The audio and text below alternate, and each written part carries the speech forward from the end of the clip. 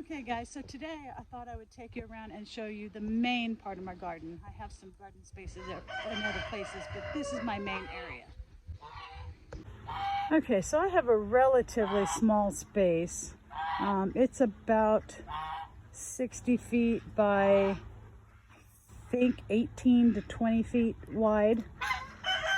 And we just finished putting this fence in, so next year I'll have some stuff along that fence line. But for now, I gotta tell you, started out with my garden being more of a hobby. And then year before last, I think it was, I kind of got serious about getting more serious about it. And I was having a problem with grass and weeds. Somebody told me about some, I can't even remember if it was straw or hay.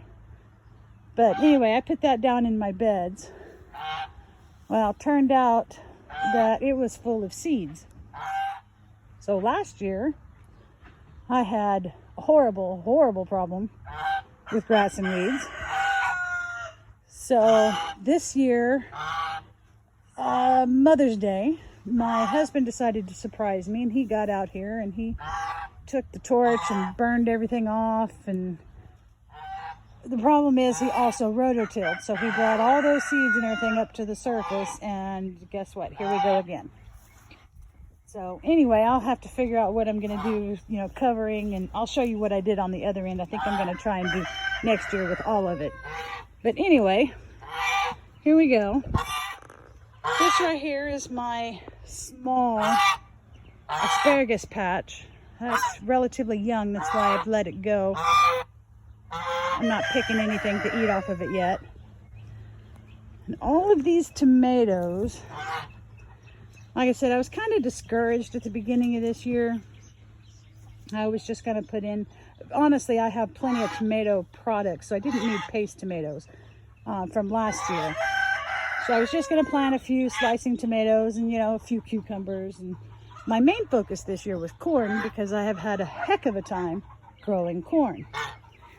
But anyway, I bought a 6-pack of beefsteak tomatoes, and it turned out that there was about 12 or 13 plants in that thing. So I have put them along this one and along this side.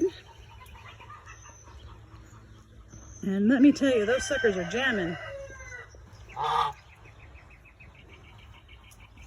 Hopefully I can get these grass and weeds under control for next year. But anyway, for now, this is what I have to deal with. This is a volunteer, I believe to be a tomatillo. So we'll see what happens, hopefully. And then, let's see, we will go down to this next bed. And like I said, y'all, I have had a heck of a time growing corn. So this year, I'll go around to this other side. I put in 2 different varieties. The one on the end there is a smaller variety, and I can't even remember off the top of my head what it is now. I'll try and look that up for you. And then this one on the end is a much larger variety, and you can tell the plants themselves are about 3 feet taller than the others. And when you look at the corn itself, the ears are about double the size of the ears on the small ones. But I'm so excited because I actually got 4 ears of corn off of it today that we will be having with our dinner tonight, and they are beautiful. I'll insert a picture here so you can see them. I had already picked them. And then on this side, this is a volunteer tomato plant. These Brussels sprouts, it's kind of a funny story because I planted Brussels sprouts last year, but they were it was too late in the year, so they didn't do very good, and they died off, and I didn't get anything off of them. And my husband, when he was cleaning this bed out, for whatever reason, he decided to leave them. And we noticed from the roots 2 plants volunteered up from the roots.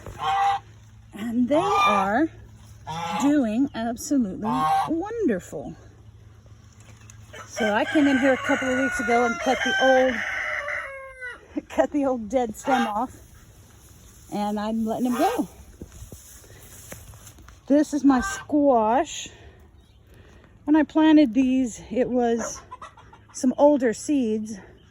So I planted kind of liberal, hoping that I would